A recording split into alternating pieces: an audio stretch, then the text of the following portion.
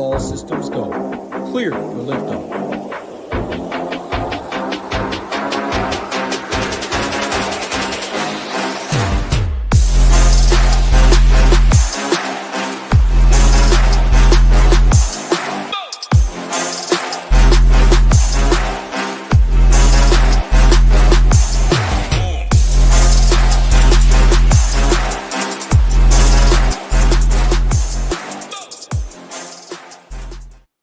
What's going on, golf fans? It's your boy GS Luke here with our round 3 showdown stream for the Genesis Scottish Open. Gonna get you guys ready for all of your exposure after what was a really profitable round 2 for yours truly. Weather Edge ended up doing its thing, about 1.8, 1.9 shots between the morning and afternoon. So hopefully everyone out there was able to take advantage of themselves. And shout out to my guy Eric from my Patreon page, also Slink from the SHIPIT Nation Discord. Both people that tagged me in massive wins from today. So I'm sure there's a lot of other people out there too that can say the same. Let's try and run it back for our moving day exposure. So say hi in chat. Even if you're watching this on replay, we'd love you in the replay crew as well. Smash that like button if you guys haven't already. And any sort of questions or player deep dives that you've got for me, feel free to go ahead and hit me up. And we got GoCollect, always the first in the chat. Also Nick, who is, I can confirm, at a doctor's office right now. So one of the sweatiest of all the sweaty tryhards. Lock is not going to be at 11, so expect DraftKings to move that back.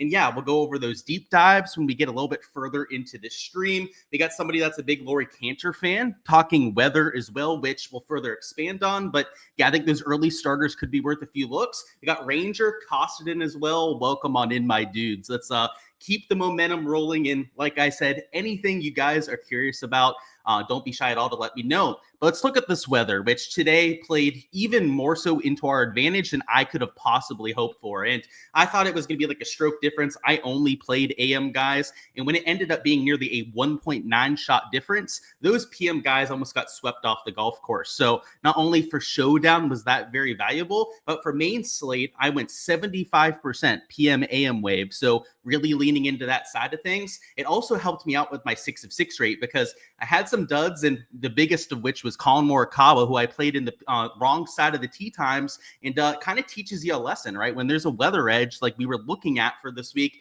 maybe I should have gone off that piece of chalk up top. So overall, though, can't complain about how we're setting up through the first few rounds. And I show this off from today, not only to kind of recap from yesterday, but the weather looks eerily similar for round number 3. So I know we already had the question about the earlier starters, but right around midday, which this is typical for Scotland. Normally the weather in the afternoon is a little bit nastier than the morning. You can see that it picks up from about sub 5 miles an hour for all of the morning to closer to 10 to 15 miles an hour sustained. And the wind gusts, which are pretty much non-existent for the first half of the day, are upwards of 15 to 20 miles an hour in the afternoon. And it isn't even just the ECM, but if we go through DFS, it's maybe a little bit less pronounced on this forecast, but even then, slightly higher winds than in the morning. If you take a look at the Meteo Blue, this one is more so along the ECM, a pretty significant difference between the first and second half.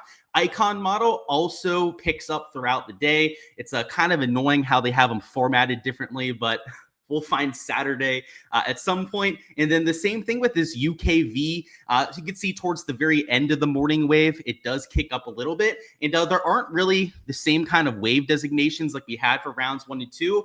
If you take a look at the tee times, it is 2 sums off of hole number 1.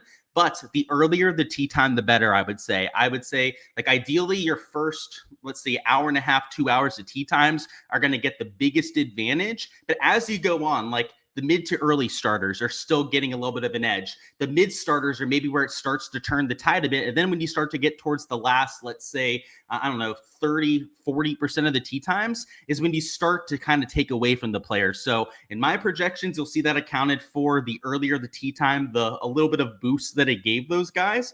Which is sometimes counterintuitive because a lot of your casual PGA DFS players will focus on the guys at the top end of the board because of their form over the first 36 holes. You know, they'll say to themselves, oh, they're the best players in the field to this point of the week. How could they possibly fail heading into the weekend? And, you know, if you've been following golf long enough, you've been playing PGA DFS in Showdown for more than just a couple weeks, you even know the answer to that question, right? Because golf's a 4-letter word. It is a 4-letter word for a reason, and extremely, extremely hard to predict. So that's why fading the top end of the board, especially on a showdown format where we don't have placement points, is usually a good idea, but especially when the weather is favoring your earlier guys and they're going to be lower owned. So not only are they getting the better conditions, in my opinion, but they're also the better game theory plays in almost every single case. So you're going to see, I've already built my player pool. It's up on my Patreon page for my members, but I don't only have guys that are going off super early, but in general, I've got a lot more guys going off in the first half of tee times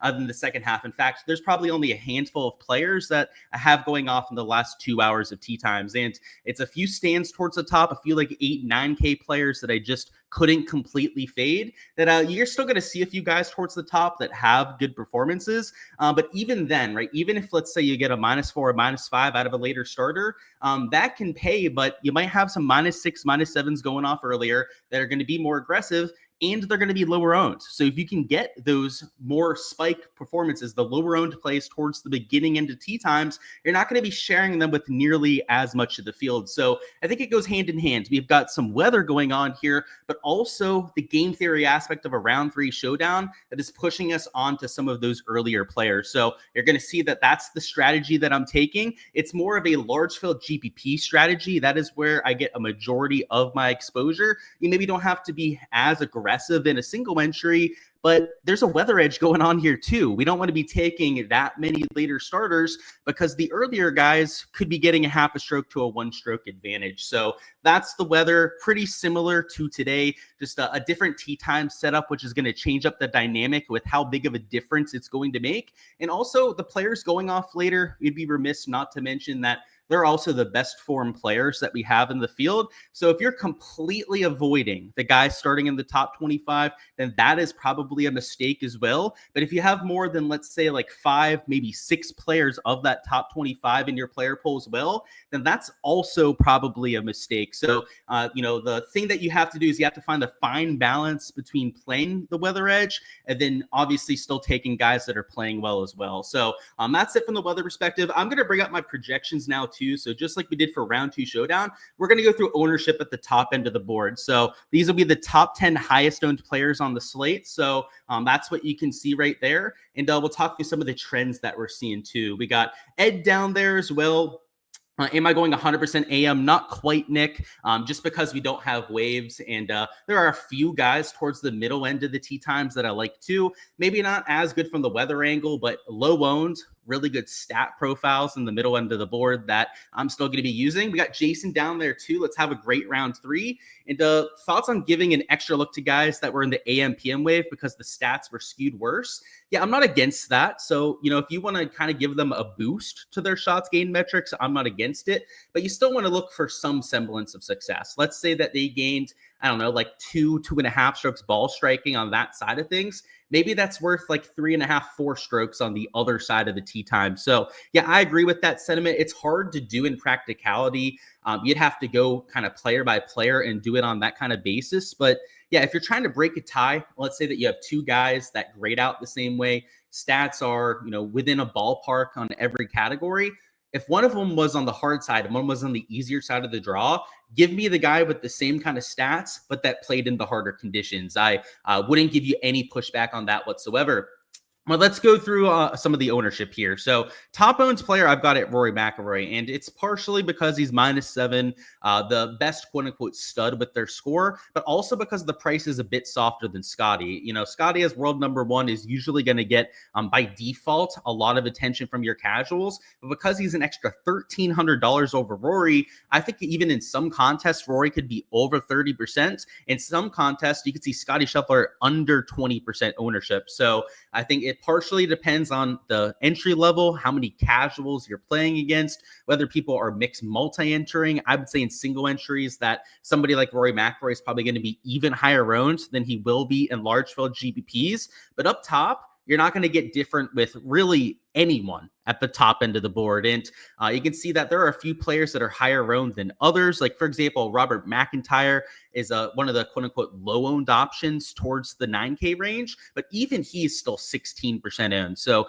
this is the top 10 in ownership. You're going to see a lot of the top priced plays as a result of that. But keep in mind that just because we're only showing the top 10 highest owned plays does not mean that ownership stops here. Obviously, for the 6 and 7K range, you're not going to get as many guys that are like 10% plus owned, but the players that are 8 to 10% owned in the 7K range are sometimes 2 to 3 times higher owned than some of the players around them. In the 6K range, the players that are like 5 to 7, 8% owned are sometimes legitimately like 10 times higher owned than the players around them.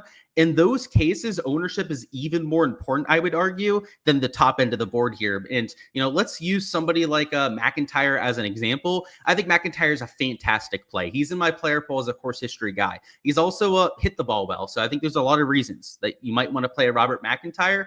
I'm still playing him, but you're not really getting that different at 16%, right? I'm not using him in that 9K range of going, oh, I don't have to worry about ownership for the rest of my lineup now, because even the low-owned guys in the 9, 10K range are still getting quite a bit of steam. So I would say if you've got some chalk towards the top here that you want to play, so kind of going back to the question that Nick had about, am I going 100% AM wave?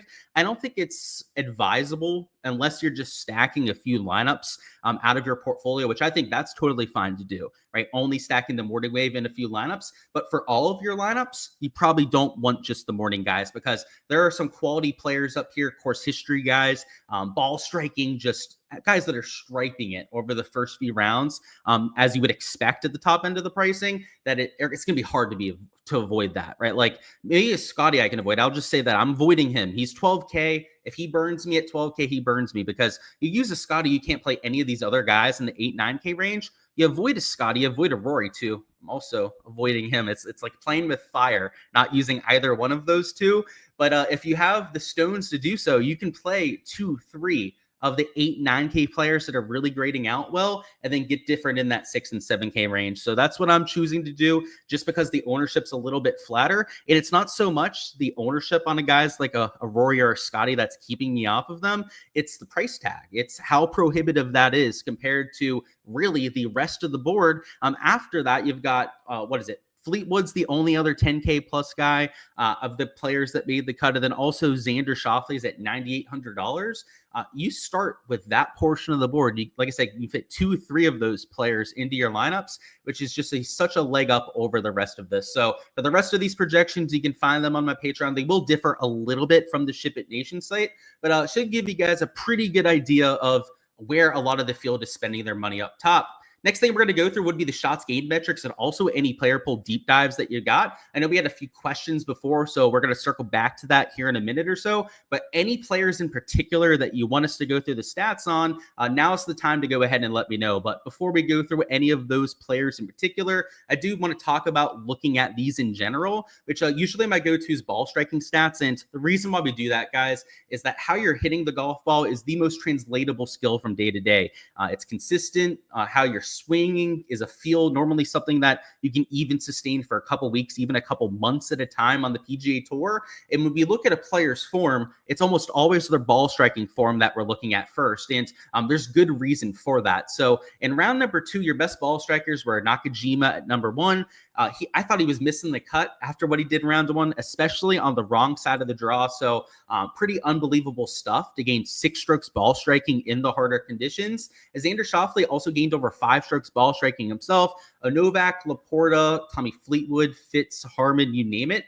All of these players at the top here are going to get a little bit of a leg up in my projections. Now, the thing that we have to also consider is that you're not the only one that looks at ball striking stats. So in a lot of cases, these players are going to be getting steam from the ownership angle. And also another thing to consider is that some of them are at the top end of the leaderboard to begin with. So like a Matt Fitzpatrick, a Brian Harmon at T12, a Xander Schauffele at T12, and also towards the top end of the pricing are going to get an artificial bump on top of that. So there are a few players, by the way, of those chalky guys that just pointed out that I'm still using in my lineups. But the players where I really like to dive into the weeds on with the shots gained metrics are more so like your sleeper plays. So Akita Nakajima, I don't think he's going to be completely overlooked, but as a cheaper player, as a DP World Tour guy, and at T46, he's not going to be chalky. And the other thing we want to remember is that potential weather edge that we were talking about before. So, if you're looking at these shots gained metrics, I like to use it for, some of the guys towards the middle to the bottom end of the board. And that's even on like just a regular slate, not even one with the kind of weather that we're expecting for Saturday. But Tommy Fleetwood at T38, he had a decent ball striking day as well. So maybe he can continue the momentum that he started to gather today. But a Jacob Bridgman at T64 on the cut line, he kind of stands out as a potential leverage play. A Jordan Smith at T46, even a Gary Woodland at that same number. And Victor Havlin too. A really tough display around the green at hole number 10.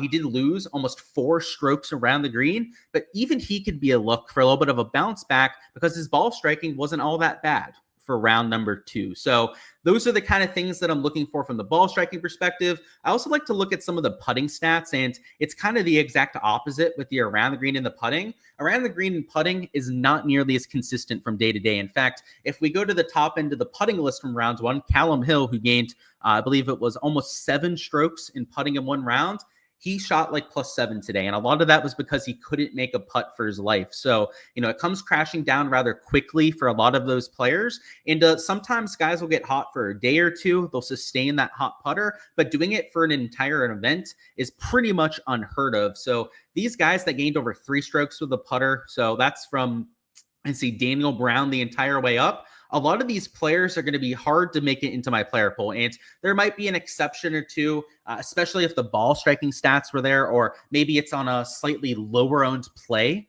at this portion of the board. But if they're chalk and there's somebody that's coming off of making like 8 or 9 birdies, it's going to be really tough for me to want to play somebody that did it with the putter. And the around the green, you can see a lot of the same with. If you were chipping in for birdie multiple times, I would say that's even more so lucky than being able to do it on the greens. So these kind of players you want to hold it against too. And, I do like to look at the bottom end of the board as well. Players that lost a whole bunch of strokes around the green and putting, particularly if they still made the cut. You can see, vast majority of these players missed the cut because they couldn't make any putts. However, if they happen to make the cut, that usually means their ball striking was half decent. They might be a look for a bounce back. So, for example, Victor Perez gained over 2 strokes on approach and lost 3 strokes putting. Now that 2.5 strokes gained around the green, that kind of offsets the putting. But what's nice to see? The 2 strokes that he gained with the iron play, which is by far the most important stat category. So, it's kind of a sketchy short game regression candidate, but you wouldn't think that he's going to lose over 3 strokes putting that often.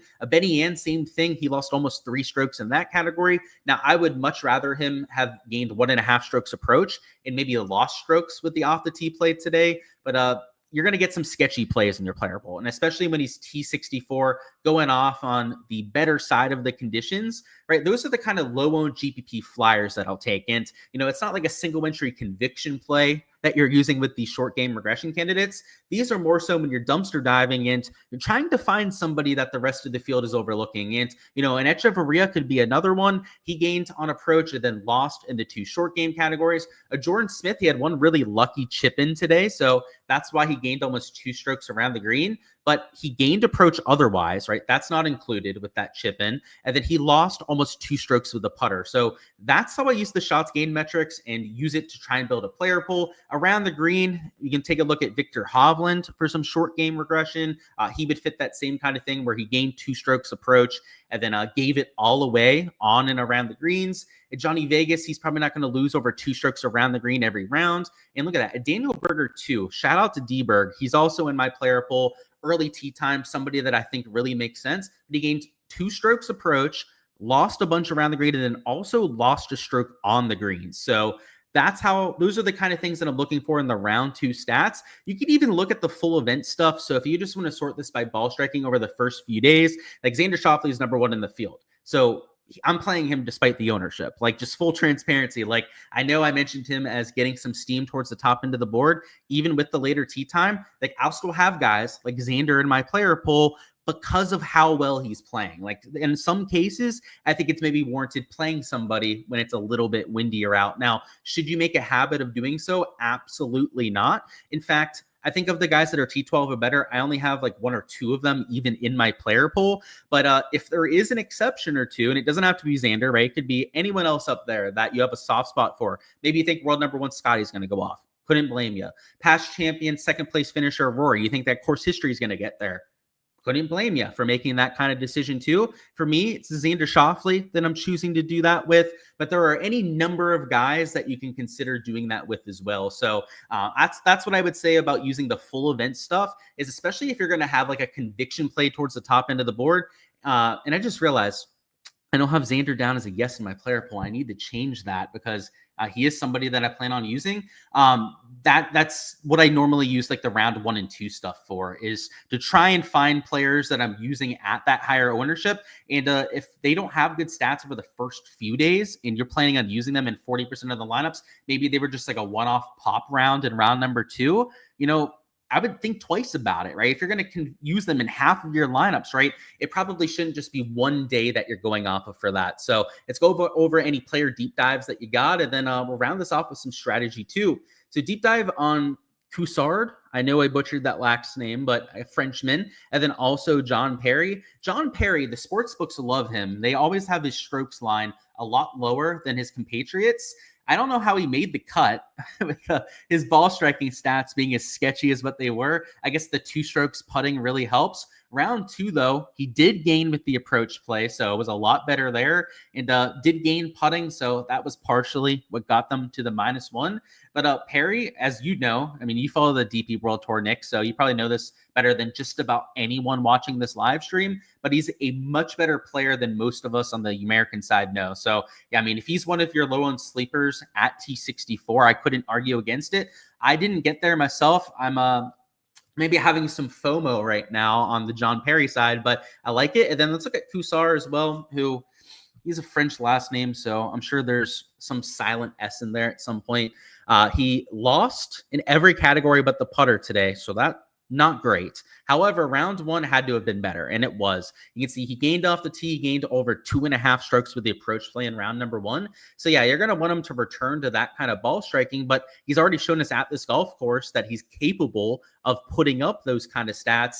And now because he's T64, he's going to be low-owned. He's going to be on the better side of things. And, yeah, man, I didn't get there myself, but just like Perry, like if he's going to be one of your low-owned flyer plays that you're throwing into GPP lineups to differentiate any chalk, then all the power to you. I couldn't argue against that whatsoever. Let's see. Let me get a sip of water here and see where we are in the deep dives. So Kevin Yu, I've got you, Wayne. Welcome on in, by the way, my dude. So round 2, he gained off the tee. He lost on approach, and then he gained in the short game categories. So, I mean, this stat profile, it'd probably be a 4 out of 10. And the reason why I have it as slightly worse than average would be the fact that he lost on approach. That is the most important category. And it's not a terrible thing that he gained 2 strokes short game. He wasn't like overly positive in either category. It's not like he gained 3 strokes around the green or gained 5 strokes putting or anything too egregious.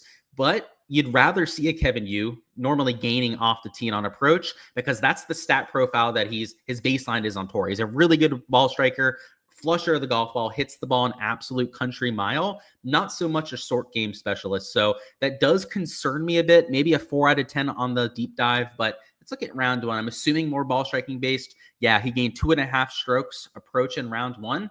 I mean, if he can flip that, it was a 3.5 stroke difference from round 1 to round 2. If he can be closer to his Thursday baseline and putt like he did today, I mean, that's a super low round there too. So don't completely cross him off. The one thing I would say, though, is that he's T12. He is a later tee time. I don't love that from the weather perspective. He's also going to be a little bit higher owned than some of his peers as well, just because of that score. So I don't love that aspect, right? This stat profile with it only being like a 4 out of 10, I don't know if I would do that with a guy towards the top. That's at least just my personal take on the slate. I don't like playing chalk in that 6 and 7K range unless it's just rock solid with the stat profile. But if you were looking at this kind of stat profile that we're looking at here, and it was, let's say, a T64, right? Somebody that just made it through the cut line, then I could totally see getting in there because it's really not that bad. Just not so much when it's a slightly higher owned player. They're going to be 5-1 AM PM. I'm there with you. I think I'm going to have a lot of 5-1 or 4-2s, I would say, would be for the most part. is Victor Havlin struggling and all over the place, or is it just whenever you watch and track him? It's probably the watch and track part, because before this, like the last month and a half, 2 months, he's been a lot better. So, I mean, he had the win at Valspar. He's had a few top 5, top 10s. He was in contention at the U.S. Open. So I would give him some hope. He did withdraw a couple weeks ago with some sort of an injury. So that is something that we got to keep an eye on, or maybe it was an illness. Either way, he had to take some time away from golf. So maybe that's why he's a little bit rusty this week. Any recommendations for being up early for tracking the first tee? You've slept through the first 3 hours. I've done the same thing, man. So I don't think I'm the person to ask about that. I've personally just slept to about 5 a.m. and just done my thing. If there's a withdrawal, there's a withdrawal. I'm just kind of living with that. With my schedule, with the content that I'm doing, I don't go to bed until like midnight to 1 anyways. It's just not feasible for me to get up around that time. Now, I could set an alarm, wake up just in case, but I've just accepted and kind of I'm living with the fact that if there's a withdrawal for lock, it happens. And luckily, we're past the really dangerous part for that, because normally it's heading into the event that we get those last second withdrawals. Not so much when we're towards Saturday, Sunday, but fingers crossed, knocking on wood, not to jinx ourselves there, that we don't get one of those. Let's go through the Vegas deep dive. So good old Johnny Vegas. He's normally an absolute flusher. Today, lost almost a stroke with the iron play. So I don't love to see that. He lost some around the green. So he's probably not going to lose over 2 strokes around the green every single day. But this stat profile is like a 3.5, a 4 out of 10. Now, the difference here compared to Kevin Yu, who had a similar type of ranking, is that Vegas is cheaper and he's T46. So he's going to be low owned. You're talking sub 5% ownership on Vegas in every contest that you're entering, outside of maybe like a 5-10 person single entry where maybe, right, like 2-3 people end up on the same player. Any reasonable size contest, he's going to be sub 5%, perhaps even sub 2 to 3% in some of those large field GPPs. So yeah, not the best stat profile, but you never want to eliminate a player like that just based on stat profile alone. If you like the upside, if he gets you that kind of differentiation that you need, those kind of players are usable depending on the format. Let's look at Tom Kim. So Tom Kim loves this golf course, by the way. One of the best course histories of anyone in the field. At T27, he will be maybe average to slightly above averagely owned. Stat profile today, though, he gained off the tee and he lost in the other 3 stat categories. So, not the best round 2. He had a slightly worse than average round, I believe, at even par. Round 1, though, and I like to go back to the round 1 stats, especially when it's an inconclusive stat profile from today. He gained 4 strokes on approach. So I love the course history. I like the fact that he gained all those strokes in round number 1. So, for example, just double check on Tom Kim, because I misquoted the Xander one before. But yeah, Tom Kim is in my player pool as well. And that's because of the course history. But I think that round 1 ball striking too is also a really good sign. Any love for our guy Penge? It stinks that he's going off late, but he tore it up today. Yeah, so our guy Penge, a fellow degenerate that bets on golf. I don't know if I can get there with the late tee time. It's not even just the weather. It's also the ownership as well.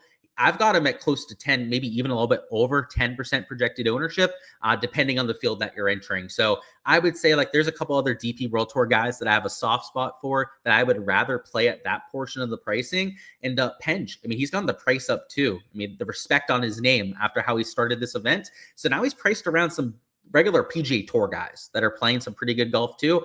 I'd rather have the PGA Tour guy than him. So no disrespect to Marco Polo, as I've affectionately called him. He's a fellow degenerate, and we've got to give him some respect for that. I find that hilarious. And gained almost 5 strokes short game on Thursday, and we know that one was not sustainable. 100% early. I agree with you there. And just to double check on that, let's see what he did today, right? So round 2, he lost, the 3 strokes putting. So yeah, round 1, him doing that sort of thing, like you said, not going to happen often, and you saw it come crashing down. So there's a few other examples I'm sure that we could find if we go through the stats, but that's just another one in action there. Lefty Sam Bairstow currently -4, could make a run at it. Yeah, I've heard good things about Sam. I haven't necessarily gotten to see him play that much myself. Haven't seen him in person yet, but I've heard people say that he's a high pedigree guy, a high potential player on the DP World Tour. So yeah, maybe keep an eye out for him if you're looking for a super, super low end play. You're talking sub 1%, I'd say, in Bairstow. So by the way, Jack, I throw him in a few lineups in the large field GPP, and you can play all the chalk you want to with a sub 1%er. It gets you all that differentiation that you need. Pendrith deep dive. So let's take a look at that. good old Pendy, who this is, by the way, is like his first time playing links golf. He gained off the tee, which he always does. He's long and he's straight. He has to have water balls really to lose off the tee. And then he lost with the approach play, though. Now, round one was better. Round one, he gained across the board. So this is like a 4.5 out of 10 stat profile. Again, a little bit worse than average because the approach play is normally my go-to. Like if you're losing on approach, I have a hard time saying that you're an above average play. But the stats, the off the tee fit here, I think it makes sense. It's a wide open enough golf course where Pendy can lean into that driving distance. In round one, he was making a ton of putts. So though today it kind of dried up a little bit, he was closer to a neutral. Don't be surprised if he has a round on Saturday, Sunday, right? Maybe it's tonight, maybe it's for the final round where he gains like 2 or 3 strokes to the field. So I'm okay with it. In round one, by the way, he gained like about a stroke to the field with the putter, and he missed like 2 5-footers for birdie. He was making a bunch in the 10 to 15 foot range, which is really where you can separate from the field. If he does that again, and then he cleans up the 5-footers, that's where you could gain that 2.5 strokes. So that's why I think there's still some upside on the Pendrith, even though the approach play maybe wasn't the best. Adam Scott or English or both, neither one's my favorite play, but I would lean towards Adam Scott in his course history. He did almost win here last year, so that has to count for something. Ujah was AM PM, so maybe that's why round 2 was bad. Easily could be the reason why. It was a 1.8 strokes harder. So, the fact that he hardly lost strokes to the field could have easily been due to that. So I'm not against that, Nick. Victor, the same profile, -4 yesterday, just broke even on the short game today. Yeah, same thing, Ernie, right? That's that short game regression too. And I appreciate you finding examples of that, right? Just to kind of hammer it home for the rest of the chat. The thing that's beautiful about Victor and maybe even Benny Ann as well, I'm playing both of them actually for round 3, is that it can flip back the other way again too. So I'd say that they're decent bounce back spots, but for that same reasoning, right? That's why when we were looking at those putting players before, that maybe you fade them for round 3, they come back down to earth, and then round 4, you go back for the buyback spot. So just, I guess, something to consider in your process. Any guys that I think will mess around for round 3 and 4 for their open prep?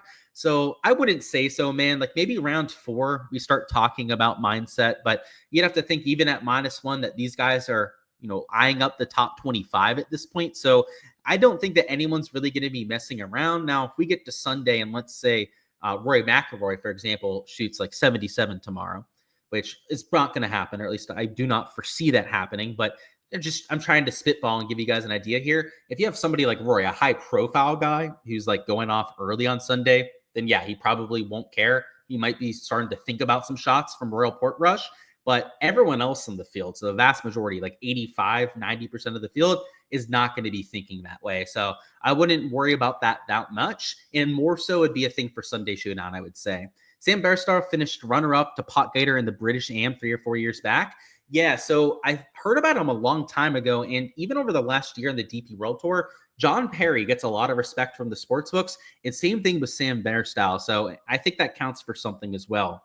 Always ball strikers, flip-flop for sure with Victor in the GPP. Yeah, 100% Ernie. I mean, you know the deal at this point, right? Shots gained metrics are extremely volatile and can be used to our advantage. So let's go through the contest selection, which is actually a little bit worse than the day before. So I guess it depends on the contest we're looking at because the large field GPPs are a tad bit larger. However, they're more top-heavy. So this one is a third to first. So unlike round number 2, where they were slightly less top-heavy, closer to like 15 to 20% to first, now you're back to your like 30%ers, which just kind of kills the ROI in those contests.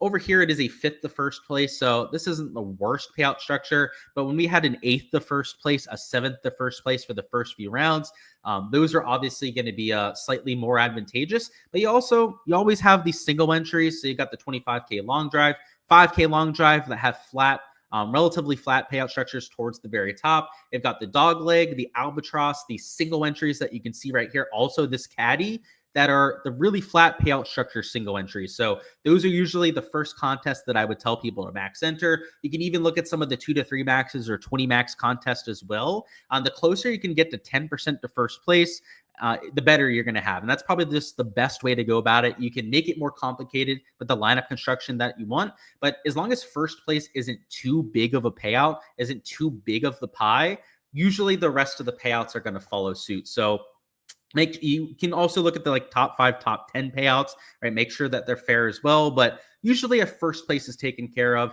all of that is going to be the same. So in terms of putting together the lineups, it's about making sure that we have enough leverage in our lineups. And because there's a little bit of a weather edge as well, we also want to try and target some early guys. So in the action, that would kind of look like starting with perhaps a Fleetwood towards the top. He has some really good shots gained metrics. I like Justin Thomas quite a bit. He's one of the first few players off. In fact, he's in the first group of the day. We could also throw in a Robert McIntyre at $9,300. And this is part of the reason as well that I'm fading Scotty and Rory for tomorrow, is because if we do so, I can play a 10, a 9, and an 8K guy and still have about $7,300 remaining for my last 3 spots, which JT, McIntyre, they're going to be lower owned than some of the other guys around them, but they aren't true pivot plays. So our last 3 players here, we are going to have to worry about the ownership a bit. So let's go with Kuvra, my guy. If you guys were watching my content all week, you guys know I'm a big Kuvra guy on a week like this. Let's throw in Jordan Smith, a little bit of putting regression perhaps coming his way. And then the last one there, I guess we can't build a whole lineup together, right? Because DraftKings kind of frowns upon that. But because we've got a Kuvra at sub 5%, a Jordan Smith at sub 5%, we thought about the ownership a bit with a JT, a McIntyre. Not only have we played the weather edge for a solid amount of our lineup, but pretty much no matter who we use as our last man in here, you're going to get away with it. But what I would say is that because that weather edge is something that we're looking at, I might even leave like a couple $100 on the table and take like a Benny Ann or a Daniel Berger, like Berger especially. I really like the shots gain metrics on it, because not only does that give us somebody with the earlier tee time, but then we know for sure that we're not going to duplicate ourselves, right? Because in that kind of scenario, we're leaving $300 on the table. You've got like 3-4 pivots in that lineup.